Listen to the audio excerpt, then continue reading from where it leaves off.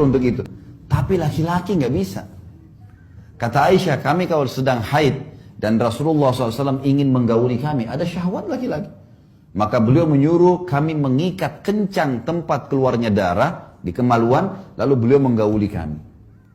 Nabi SAW tetap dipuaskan. Jika benar ini terjadi pada diri Rasulullah SAW, maka Ustadz pintar ini telah memfitnah beliau SAW, melanggar ayat suci Al-Quran berikut ini. Allah Subhanahu wa Ta'ala berfirman pada surat Al-Baqarah ayat 222, dan mereka menanyakan kepadamu Muhammad SAW tentang haid. Katakanlah, itu adalah sesuatu yang kotor. Karena itu, jauhilah istri pada waktu haid, dan jangan kamu dekati mereka sebelum mereka suci. Poin yang sangat penting di ayat itu adalah, jangan kamu dekati mereka sebelum mereka suci.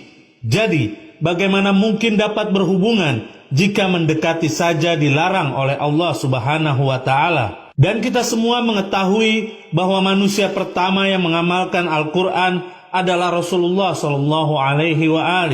Bahkan akhlak beliau SAW adalah Al-Quran, sebagaimana yang diriwayatkan oleh Ummul Mukminin dalam kitab Musnad Ahmad yang ditahqiq oleh Syuaib Al-Arnaud, jilid 42, yang diterbitkan oleh Muassasah Ar-Risalah, cetakan pertama tahun 2001 Masehi, halaman 183. Dari Sa'ad bin Hisham yang berkata, aku bertanya kepada Aisyah, kabarkanlah kepadaku tentang akhlaknya Rasulullah SAW.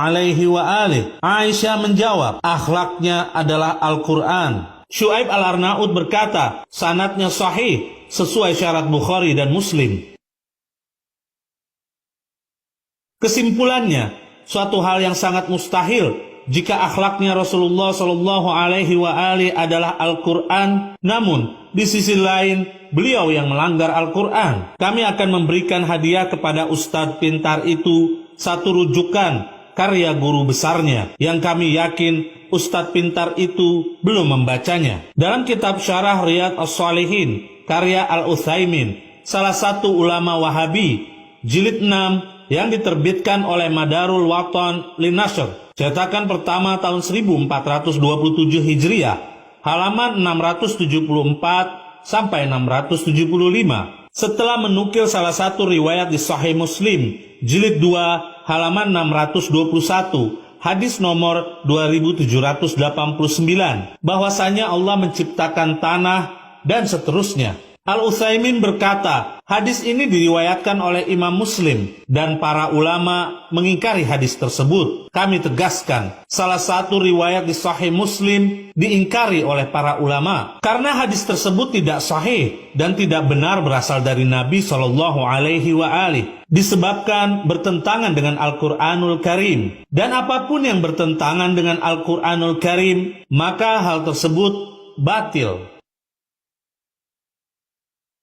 Di sini Utsaimin sebagai guru besar Ustadz pintar telah menyanggah salah satu riwayat di dalam kitab Sahih Muslim karena bertentangan dengan Al-Quran. Manusia biasa saja malu dan tidak mungkin melakukan hal tersebut, apalagi yang melakukan adalah paling mulianya manusia, yaitu Rasulullah SAW, yang diutus oleh Allah sebagai suri tauladan umat. Kita semua tahu bahwa sunnah merupakan ucapan dan perbuatan Nabi Muhammad SAW, dan kita diperintahkan untuk mengikuti serta meneladani beliau SAW. Sehingga dengan kata lain, para suami dianjurkan untuk melakukan hal yang sama seperti yang dilakukan Rasulullah SAW terhadap Aisyah, karena itu merupakan sunnah. Jelas ini merupakan penghinaan kepada beliau SAW. Namun, karena rombongan Ustadz pintar ini yang punya agama,